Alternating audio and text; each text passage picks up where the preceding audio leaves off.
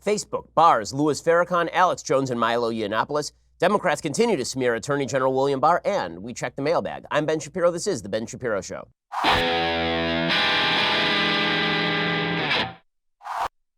Man, a lot to get to today. We'll jump into all of it momentarily. But first, hiring is challenging.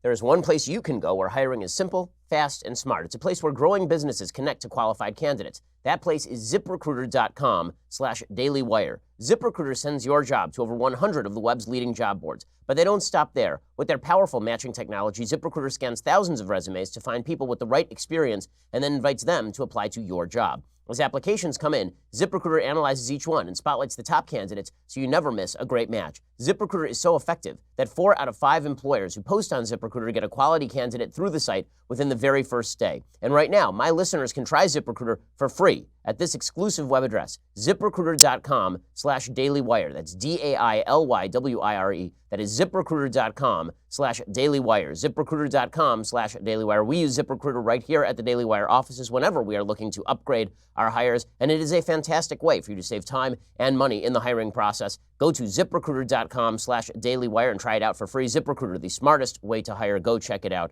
right now. Alrighty, so the big story of the day, to begin, is the situation with regard to the United States economy. We'll get to the censorship on Facebook in just one second, but the U.S. economy created 263,000 jobs in April. Unemployment has now fallen to its lowest rate since 1969. Since 1969. So the economy continues to boom. For all the talk about President Trump and his volatility and President Trump and President Trump and President Trump, the fact is, President Trump's policies have made businesses feel comfortable. His regulatory policies have made them feel as though they are not going to be targeted. The fact that Republicans still control the Senate provides a check on Democratic excesses. So businesses are looking at all of this and they are saying, okay, well, for the foreseeable future, let's keep pumping money into the system. For the foreseeable, let's hire up. This is a good time for the economy. Let's make this thing happen. The economy generated a stronger than expected 263,000 new jobs in April, helping to drive down the unemployment rate to a 49-year low of 3.6%. The increase in new jobs easily topped the 217,000 Market Watch forecast. The jobless rate slid from 3.8% in March to hit the lowest level since December of 1969. Economists consider anything below a 4% unemployment rate in the United States to effectively be full employment. The average wage paid to American workers rose 6 cents, or 0.2%, to $27.77 an hour. Now, I want to, again, emphasize that wage, $27.77 an hour. We keep hearing from the left that a $15 minimum wage is necessary. The average wage in the United States is more than $12 more than that. The number of people who are surviving on minimum wage is extraordinarily low overall. The 12-month rate of hourly wage gains was unchanged at 3.2%. Hours worked each week fell 0.1 hour in April to 34.4. So for all the talk about how Americans are being deeply overworked, if people are working less than 35 hours a week on average, it is hard to make the case that they are being desperately overworked. Less than 35 hours a week on average, and wages are increasing, means that people aren't being worked harder for less pay. It means they are making more pay for working fewer hours. 35 hours a week is 7 hours a day. Okay, some simple math will tell you this. This does not mean that people are slaving away in a wage slave economy the way the Democrats seem to be suggesting. The government revised the increase in new jobs in March to 189,000 from preliminary 196,000. February's gain was raised to 56,000 from 33,000, which means that the past months have also seen higher increases in jobs than normal. The economy is still going great guns. President Trump's economy, he doesn't get full credit for the economy because no president does. Obama didn't. But he does get credit for not quashing the economy. President Obama got blame for the slowest recovery in American history, and the economy continues to boom. So this is very good news for President Trump. As I've said, if the economy continues to be good, and if President Trump keeps his mouth shut, then he will have a significant shot of being able to win a general election, re-election bid. And if you look at the polls right now, it's fascinating. If you look at the polls right now, what you are seeing is that the various Democrats running against President Trump are not running in the mid-50s. You would expect, given President Trump's approval rating, that all of these polls would have Trump at 42%, the same as his approval rating. But his approval rating does not match up with the number of people who say they will vote for him. His approval rating hangs around in the low 40s. The number of people who say that they will vote for him is always hanging about 45 to 47%. In fact, the only candidate in this new CNN poll, this is amazing, this new CNN poll, the only candidate who drives who drives Trump down to his approval rating in terms of his public support for voting is Beto. Really, this new poll from CNN has Beto at 52 and Trump at 42.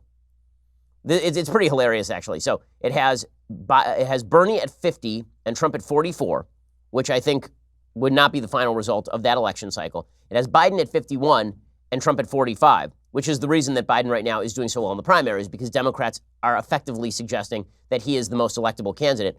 Pete Buttigieg only at 47% to Trump's 44%. Kamala Harris at 49% to Trump's 45%. So they're not winning a majority against a guy as unpopular as President Trump. Elizabeth Warren loses to Trump in this poll. So Trump 48, Elizabeth Warren 47. Naturally, this means probably that Democrats will probably nominate Elizabeth Warren. I think that's the way this works.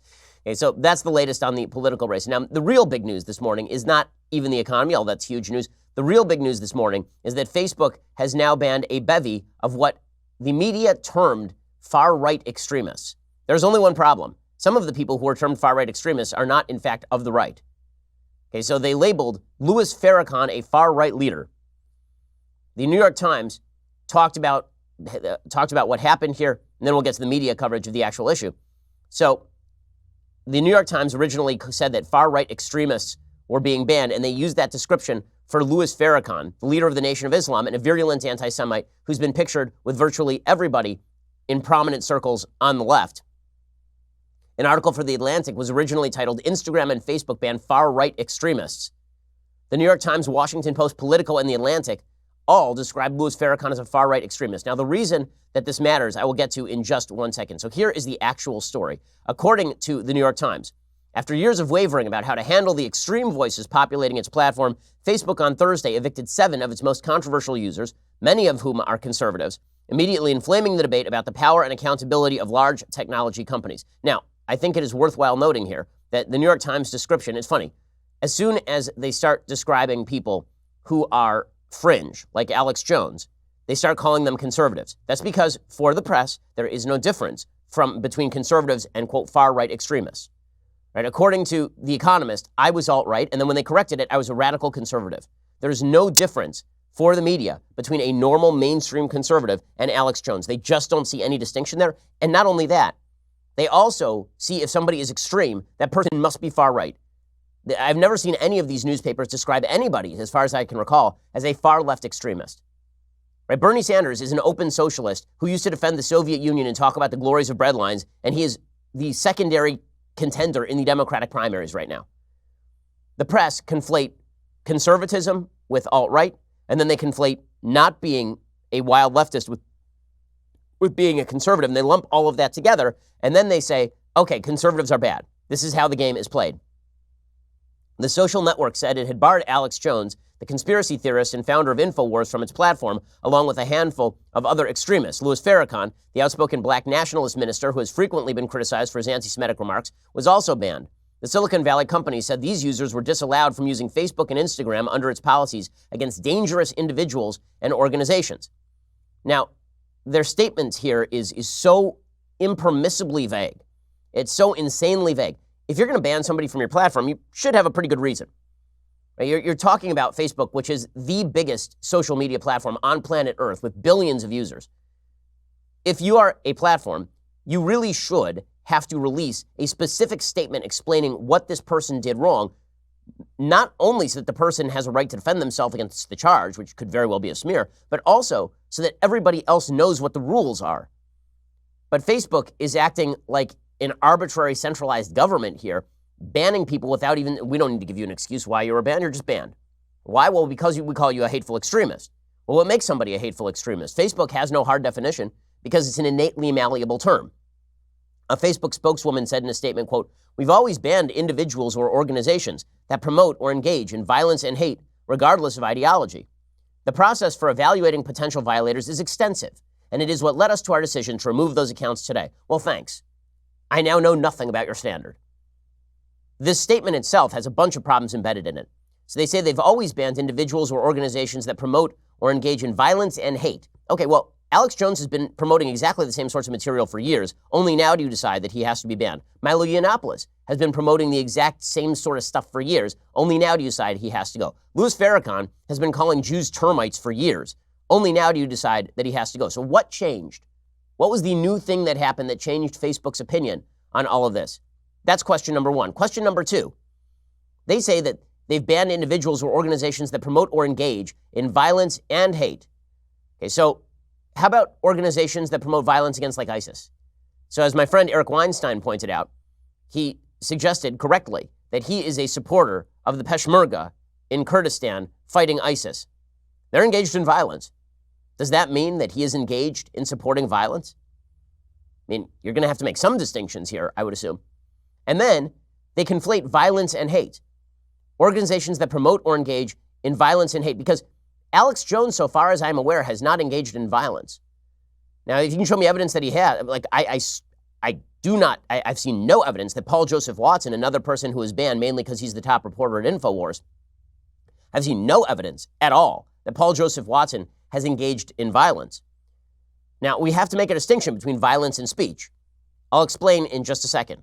First, let's talk about your sleep quality. So the fact is, I am not a good sleeper, which means that when I go to sleep, I better have the best mattress on the market. Good news, I do. Helix Sleep has a quiz. They take 2 minutes to complete and matches your body type and sleep preference to the perfect mattress for you. Whether you're a side sleeper or a hot sleeper, whether you like a plush or a firm bed, with Helix, there's no more confusion, no more compromising. Helix Sleep is rated the #1 mattress by GQ and Wired Magazine. CNN called it the most comfortable mattress they've ever slept on. Just go to helixsleep.com/Ben. Take their 2-minute sleep quiz. They will match you to a customized mattress that will give you the best sleep of your life. For couples, Helix can even split that mattress down the middle, providing individual support needs and feel preferences for each side. They've got a 10-year warranty. You get to try it out for 100 nights risk-free. They will even pick it up for you if you don't love it, but you definitely will. Helix is offering up to $125 off all mattress orders for our listeners. Get up to $125 off at helixsleep.com/Ben. That's helixsleep.com/Ben for up to $125 off your mattress order. helixsleep.com/Ben. My wife and I have a Helix Sleep mattress because we took that quiz. The mattress came in the mail. It was personalized for us. It is great. It is so good that I got one for my sister for her wedding. Go check it out at helixsleep.com/Ben and get $125 off your mattress order. That's helixsleep.com/Ben for the most comfortable mattress on planet Earth. helixsleep.com/Ben also won't cost you an arm and a leg. Okay, so back to this statement from Facebook. They say again that they've always banned individuals or organizations that promote or engage in violence and hate. So as I say, the violence standard is vague. And then they're conflating violence and hate. So people saying bad things is not the same thing as people issuing calls for, say, murder. I should know this because, as news have reported, there's a person who was arrested this week for making violent death threats against Jared Kushner and Donald Trump Jr., and who has made violent death threats against me and against my employees. Okay, this person was engaged in a level of criticism that is not the norm. That's why this person has been arrested right now. And thank you to law enforcement for doing their job. There's a vast difference between that and people who just say bad things about me, who say hateful things about me. And there are plenty of people who say hateful things about me on a regular basis.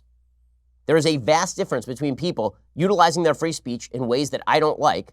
I get hit by more of it than, listen, I was the #1 target of anti-Semitic bile in 2016, according to the Anti-Defamation League. The #1 target.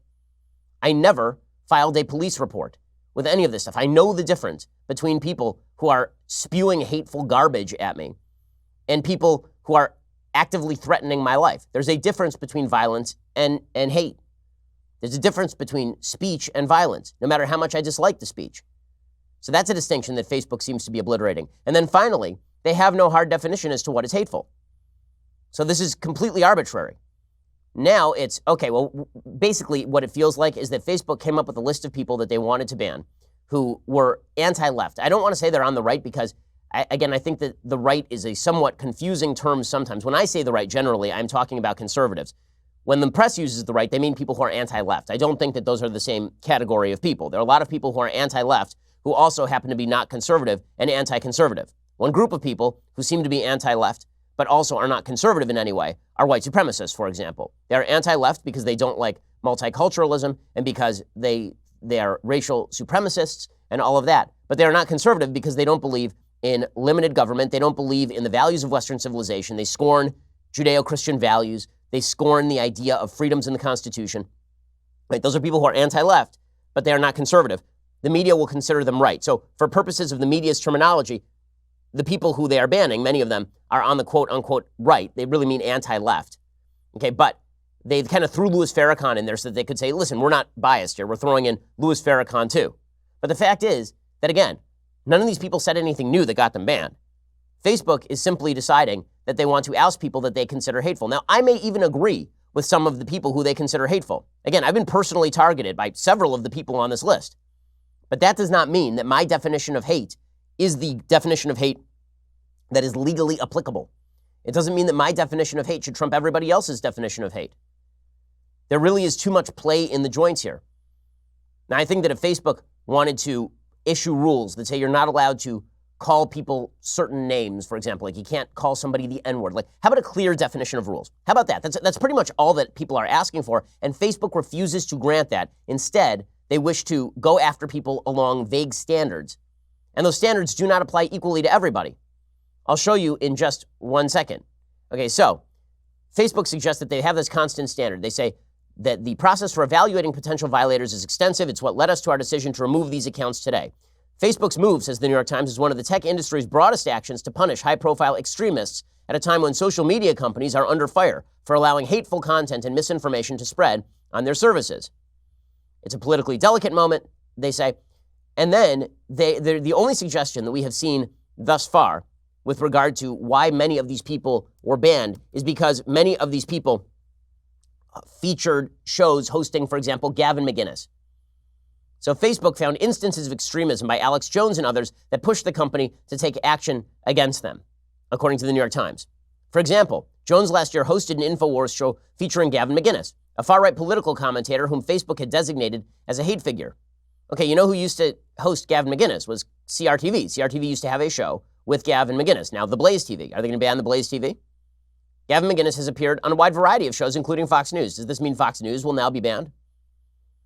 Yiannopoulos had signaled praise for Gavin McInnes earlier this year. By the way, on the spectrum of people who suck, Gavin McInnes is actually not as crappy as Milo Yiannopoulos, in my personal opinion.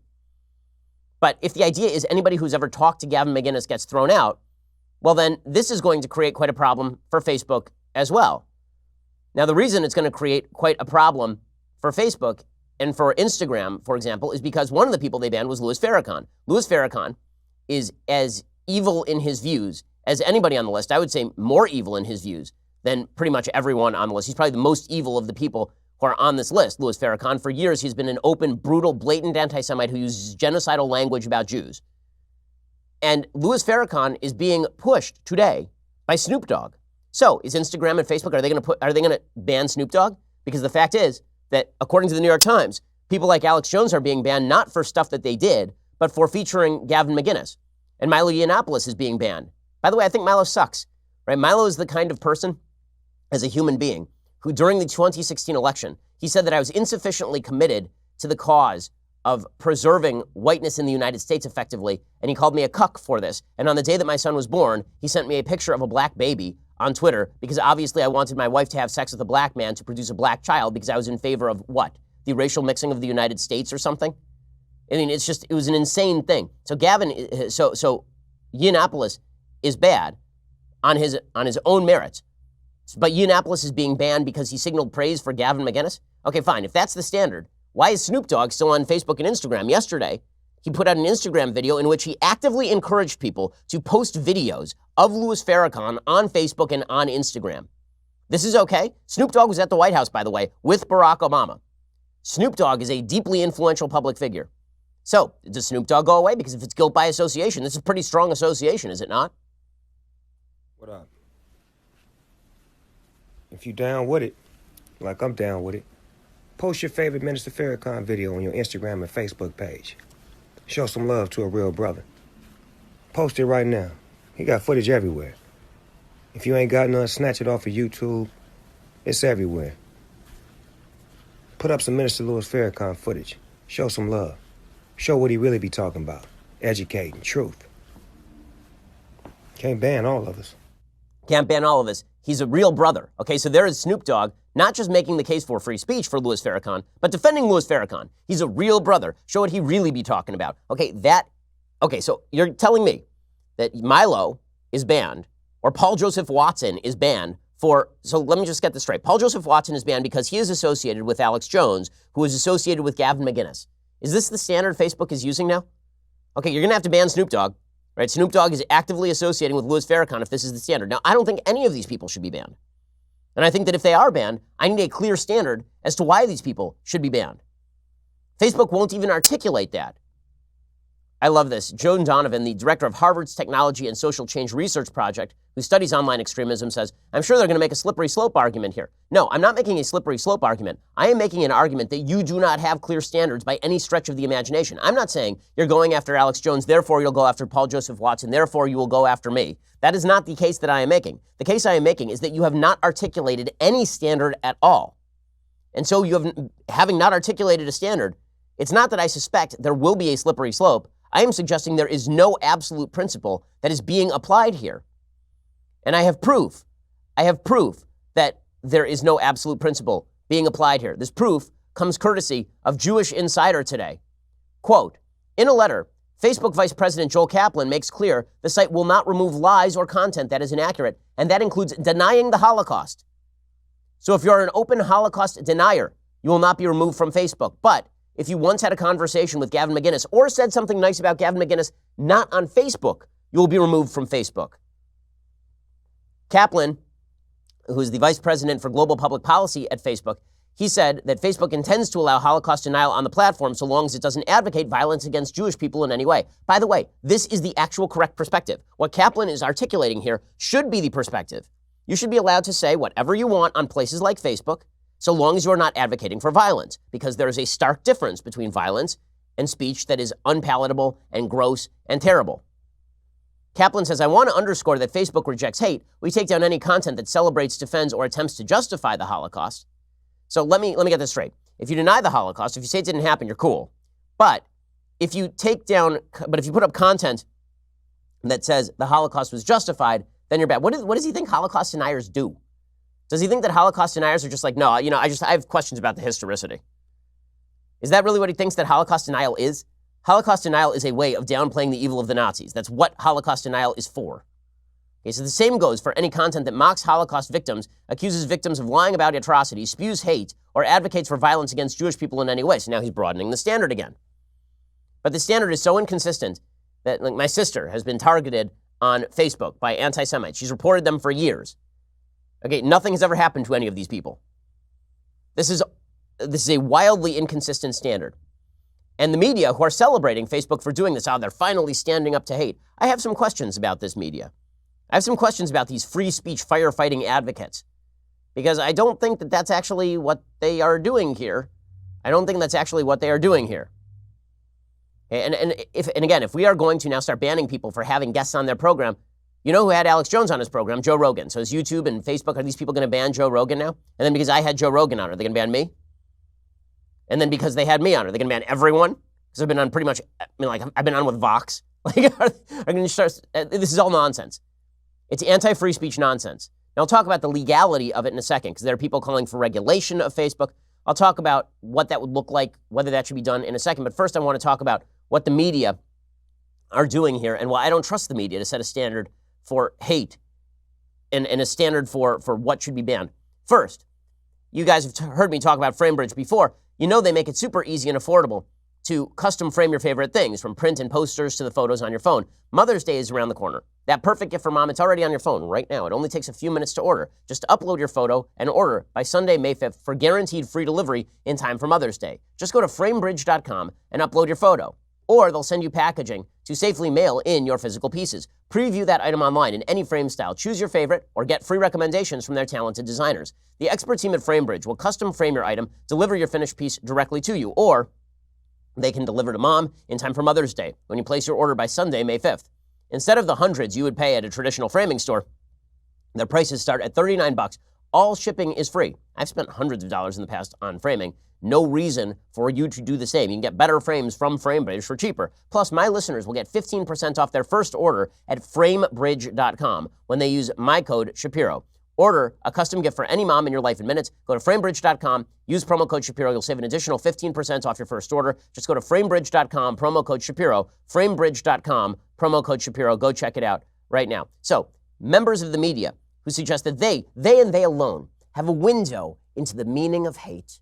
I mean, I saw members of the media celebrating this yesterday because they don't like any of the figures on the list. Guess what? I'm not fond of any of the figures on the list, and I've been targeted personally by many of them. I keep repeating that because I do not have a stake in these people staying online other than that I like free speech, which seems like a pretty heavy stake. The reason I don't trust the media on this stuff is because the media lie and then they conflate. To the media, as I mentioned earlier, as they labeled Louis Farrakhan a far-right extremist, there is no such thing as a far-left extremist, and everyone on the right is an extremist who ought to be banned. As evidence, I point to the Poynter Institute, a journalism nonprofit organization. They had put up a list of 515 news websites it identified as unreliable. They raised eyebrows this week when it posted that index of what it identified as unreliable news sites. The index came from merging various lists identifying websites purportedly spreading misinformation. The list was compiled by the group's International Fact-Checking Network. It initially included the Washington Examiner. The language on the website called for full boycotts by advertisers of all of these blacklisted sites. And the list included everyone. It included Daily Wire. It included Drudge Report. It included Breitbart. It included Daily Signal from Heritage Foundation. It included the Washington Examiner. It included just an enormous, enormous list of pretty much every site that was to the right of center. Like all of them were considered unreliable by Poynter. And finally, after blowback, and they were calling for boycotts of these folks, right? This is what the left will do. This is why Media Matters does this. They try to label the Southern Poverty Law Center. It's all the same. They try to generate the idea that if you are anywhere to the right of center or anti-left in any way, that you ought to be banned, that you are unreliable, and that you ought to be shut down. You ought to be deplatformed, is the way that they put it. And Poynter actually had to pull the list. But I promise you, if Poynter had not pulled the list, it would be cited by the New York Times and the Washington Post. Every time they mentioned the Daily Wire in any of their stories, they would say, an organization that Poynter has declared unreliable. They do that with Media Matters all the time. For years, they were using the Southern Poverty Law Center, a hack left organization, to smear all right-wing sources. Every time they mentioned PragerU or Daily Wire or anybody else, they would say, an organization deemed hateful by the Southern Poverty Law Center. So the media create this echo chamber where everybody who disagrees with them is evil and everybody who agrees with them is good. And you can tell who's evil and who's good by who disagrees with you. Very convenient. Well, on Thursday night, Poynter actually had to pull the list. Their managing editor, Barbara Allen, posted a letter to the editor explaining the decision. Allen wrote that the initial aim of the project was to provide a useful tool for readers to gauge the legitimacy of the information they were consuming. However, she wrote, soon after we published, we received complaints from those on the list and readers who objected to the inclusion of certain sites and the exclusion of others. We began an audit to test the accuracy and veracity of the list. And while we feel that many of the sites did have a track record of publishing unreliable information, our review found weaknesses in the methodology. We detected inconsistencies between the findings of the original databases that were the sources for the list and our own rendering of the final report. As a result, she wrote that Poynter was removing this unreliable sites list until we are able to provide our audience a more consistent and rigorous set of criteria. Well, there is no consistent and rigorous set of criteria here. One of the things that I always find amusing is that they put together these lists, members of the left do, in which they say that sites are unreliable. How do they determine unreliable? They find a couple of stories that have been wrong over the course of a 4-year history, and then they say the site is unreliable. You see this in a lot of these studies. Okay, well, the New York Times blows stories on a pretty routine basis. So does CNN. These are not considered unreliable sources because the vast majority of stories that they print are not factually inaccurate. Well, we here at the Daily Wire post 50 stories a day. We've been doing so for 4 years. That means that at this point we have posted tens of thousands of stories. It should not be hard to find 4 or 5 stories that are unreliable. But that is also true for all these other outlets. What this really comes down to is a subjective method of measuring the sites you don't like and then finding some sort of covering excuse to ban them. It's almost impossible not to read this stuff in this way. So what should be done about this? So there's been a lot of talk about the idea of regulating Facebook as a public utility. Now, I don't think that Facebook is a public utility. It's a private company. Facebook is actually begging the United States government to regulate them. Facebook, Twitter, they've been asking members of the government to regulate them. Why? Because they are on the verge of being bankrupted by the European standards on hate speech. So they're caught between sort of a rock and a hard place. In Europe, they don't have the same standards on speech because Europe does not respect free speech in the same way that the United States does. One of the reasons the U.S. is better than Europe. The U.S. has better standards on free speech. That is a very, very good thing, and you are the beneficiary of it. Okay, but what's happening in Europe right now is that the Europeans have set these standards for hate speech, and then they are looking at suing or taking down Facebook over quote-unquote hate speech appearing on the platform. So Facebook is now looking for similar regulation from the United States so that they don't have to be eaten alive by the market in the United States. They can blame it on the government of the United States.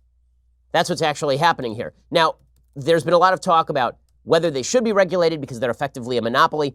I don't think they're effectively a monopoly because I think that there can be competitors to Facebook. I'm not a fan of antitrust law as a general area of law. The only monopolies that I really see are government-guaranteed monopolies. If you are just a company that is very successful in your space and you are not gouging the customer, I don't think that you have a technical monopoly. I tend to be a consumer side advocate when it comes to deciding whether a company's a monopoly. There's sort of two theories of monopoly. One is that if you are the only company in your space, so the supply side, then you are a monopoly. The consumer side says, well, who cares if you're the only company in your space, so long as you're not gouging the consumer. If the consumer is getting a better product, that is the purpose of the market. It is the possibility of competition that allows for cheap products to continue being in the marketplace. Two different theories of monopoly. I tend to side with the second theory, which is why I was not in favor of, for example, breaking up Microsoft in the late 90s. Okay, the other way of looking at Facebook is to try and reason out whether they are in fact a platform or a publisher. You've heard me talk about this before. In a second, I'm going to explain, legally speaking, what that means. First, for decades, credit cards have been telling us to buy it now and pay for it later with interest. That's how they make their money. Despite your best intentions, that interest can get out of control really, really quickly. With Lending Club, you can consolidate your debt or pay off credit cards with one fixed monthly payment. Since 2007, Lending Club has helped millions of people regain control of their finances with affordable fixed-rate personal loans. No trips to a bank, no high-interest credit cards. Just go to lendingclub.com, tell them about yourself and how much you want to borrow, pick the terms that are right for you. If you're approved, your loan is automatically deposited into your bank account in as little as a few days. Lending Club is the #1 peer-to-peer lending platform with over $35 billion in loans issued. Go to lendingclub.com/Ben. Check your rate in minutes, borrow up to $40,000. That's lendingclub.com/Ben. Lendingclub.com/Ben. All loans made by WebBank member FDIC equal housing lender. If you're a responsible adult, you should be looking to consolidate your debt and make your life easier. You shouldn't be paying 20% on those credit cards each and every day. Instead, look to borrow up to $40,000 from lendingclub.com/Ben. That's lendingclub.com/Ben. Go check them out right now and make your finances simpler and easier and cheaper, frankly. All right, in a second, we're going to get to the legal status of Facebook. First, you're going to have to go and subscribe. $9.99 a month gets you a subscription to dailywire.com. One of the reasons we want you to subscribe, folks, is because it does protect us and it protects you from being deplatformed, meaning that if in the future YouTube or Facebook decide that they want to crack down on everyone right of center, well, then you still get the show. It's one of the things that allows us to keep bringing you the show is the fact that we have subscribers. So please help us out. If you get the $99 a year version, which is cheaper than the monthly, then you also get the Leftist Tears tumbler. Leftist Tears tumbler is a magnificent piece of vesselware. It is just terrific. It is so great that people have been taking pictures of themselves with it and posting it online. In fact, it is time, it's Friday, to give a shout out to one of our Daily Wire subscribers today, at Carrie Sue Davis on Twitter, and your daughter Jessica. Thank you for supporting what we do. I take it, seeing that Jessica is wearing a Harvard Law shirt, that she is either a student or an alumnus. I'm sure her Leftist Tears tumbler was working overtime on campus, as it always does. Thank you, Carrie Sue and Jessica, for your support. I definitely appreciate it. We appreciate it here at Daily Wire. Also, when you subscribe, you get all sorts of awesome stuff. Like, for example, this week, we have a Sunday special for you. Oh boy, we have a Sunday special for you. Joining us on the Sunday special, which you will get early on Saturday, is former U.S. Ambassador to the United Nations, my spirit animal, Nikki Haley. It's a fantastic episode with some fantastic insights. So click subscribe, get that Tumblr, get all of our shows, get early access to the Sunday special. You will indeed thank me later. Go check that out. Also, continue to follow us at YouTube or iTunes. If you're not subscribing, please do. If you haven't left a review, please do. And tell all your friends about it. We are the second most downloaded podcast in America. Make us #1. I mean, come on. Let's make this thing happen, guys. We are the largest, fastest growing conservative podcast and